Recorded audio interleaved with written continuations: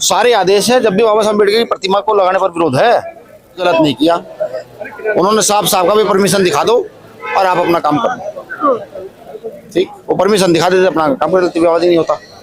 लेकिन सरकार जिस प्रकार से इन चीजों को बढ़ावा दे रही है, ये सब किया गया सरकार का है। हम अधिकार को मांगने वाले नहीं, हम छीनने वाले हैं। हम जाएंगे वहाँ 11 दिन में बड़ी ताकत में जाएंगे। आपके चैनल के माध्यम से मैं अपील करता हूँ, जो साथी जहाँ तक आपका चैनल पहुँचता है, सभी दर्शकों से, जो भी संविधान मानता है, जो भी मानवता में विश्वास रखता है, जो भी समानता चाहता है, और जिसको लगता है कि नहीं आज गलत हो रहा है, वो वहाँ डॉक्टर बाबा साहब अम्बेडकर की प्रतिमा के पक्ष में, लगाने के पक्ष में 11 जून को ग्वालियर पहुंचने का काम करें। अच्छा, नमस्कार, मैं ज्योति यादव और आप देख रहे हैं हिंद समाचार। एटा की घटना पर चर्चाएं तेज हो गई हैं। भीम आर्मी आजाद समाज पार्टी भी लगातार प्रतिक्रियाएं दे रही है, लेकिन एटा में जिस प्रकार से सर दलित समुदाय ने ठाकुर समुदाय के लोगों को जवाब दिया है, लोग अचंभित हो गए। देखिए, सब ठाकुर तो गलत नहीं हो सकते, समुदाय पर लांछन लगाना मुझे लगता सही नहीं है, लेकिन हाँ उनको ये समझना चाहिए उनकी आस्था तो हमारी भी है, ठीक है। भाई छेड़ोगे तो गलत होगा, और मुझे लगता है कि कुछ गलत नहीं किया उन्होंने। साफ साफ का भी परमिशन दिखा दो और आप अपना काम करो, ठीक, वो परमिशन दिखा देते अपना काम कर लेते, विवाद ही नहीं होता। लेकिन सरकार जिस प्रकार से इन चीजों को बढ़ावा दे रही है, ये सब किया गया सरकार का है। अच्छा, सरकार ने किया है ये सब? बिल्कुल। भाई सरकार जातीय धर्म को बढ़ावा ना दे, न्याय के आधार पर सब चीजें करें, सब काम हो, तो ये घटना क्यों होंगी? यानी कि कहीं ना कहीं सरकार से ही सुरक्षित वो लोग हैं, तभी तो इतना कर पाए।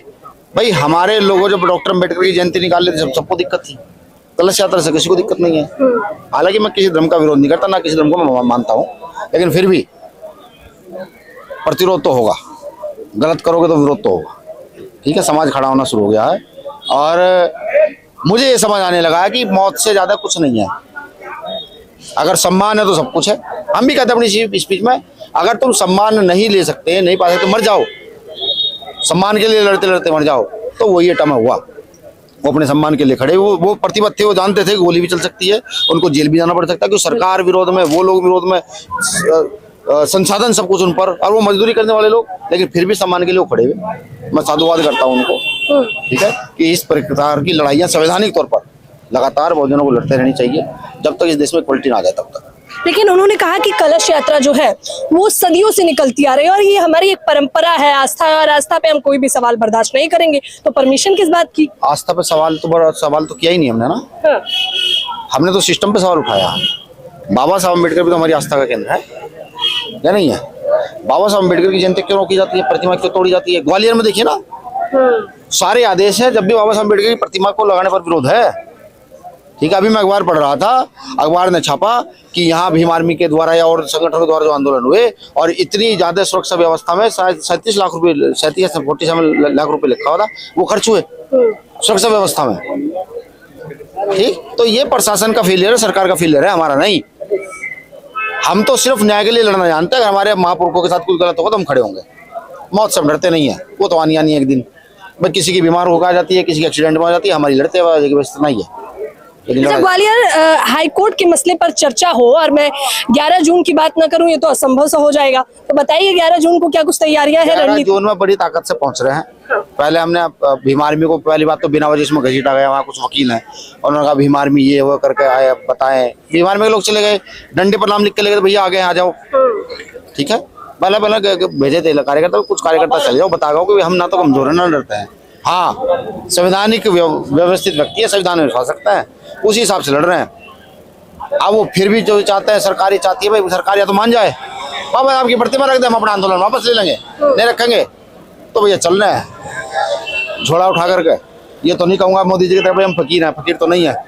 हाँ, हम अधिकार को मांगने वाले नहीं, हम छीनने वाले हैं। हम जाएंगे वहाँ 11 दिन में बड़ी ताकत में जाएंगे। आपके चैनल के माध्यम से मैं अपील करता हूँ, जो साथी जहाँ तक आपका चैनल पहुँचता है, सभी दर्शकों से, जो भी संविधान मानता है, जो भी मानवता में विश्वास रखता है, जो भी समानता चाहता है, और जिसको लगता है कि नहीं आज गलत हो रहा है, वो वहाँ डॉक्टर बाबा साहब अम्बेडकर की प्रतिमा के पक्ष में, लगाने के पक्ष में 11 जून को ग्वालियर पहुंचने का काम करें। अच्छा, जिस पे बार एसोसिएशन ने कहा, क्योंकि मैं उनसे भी बातचीत कर रही हूँ, उन्होंने कहा कि इस मुद्दे को अगर ये सच में बाबा साहब का है तो राजनीतिक मुद्दा क्यों बना रहे हैं आप लोग? नहीं, राजनीतिक मुद्दा कहाँ बनाया? कह रहे हैं भीम आर्मी क्यों कूद पड़ी, जब वकीलों की बात थी तो भीम आर्मी क्यों आई?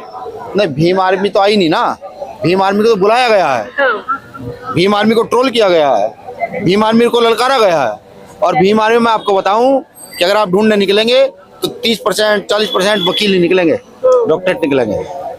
ठीक है, भीम आर्मी को उन्होंने बोला, हमने उनके बुलाने का स्वागत किया। हमें तो जाना ही था डॉक्टर बाबा साहब अम्बेडकर की प्रतिमा लगाने के लिए। वो बुलाएंगे, हम ना जाए तो ऐसा कहाँ हो सकता है।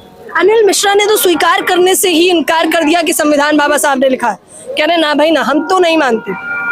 मुझे लगता है अनिल मिश्रा इंसान प्रजाति का व्यक्ति नहीं है, वो किसी और प्रजाति का व्यक्ति है जो लिखे हुए को समझना नहीं चाहता, जो चीजें स्थापित है उनको समझना नहीं चाहता। तो यानी कि अनिल मिश्रा जी को पहले तो ये समझना चाहिए कि वो है कौन। अगर वो डॉक्टर अम्बेडकर को नहीं जानते, यानी कि पढ़े लिखे नहीं है, एडवोकेट कहलाने का अधिकार नहीं है, उनका लाइसेंस वहाँ के कोर्ट को निरस्त कर देना चाहिए बहुत जल्द। शुक्रिया, जय भीम, जय भारत। तो इस खास बातचीत के बारे में आप लोग मुझे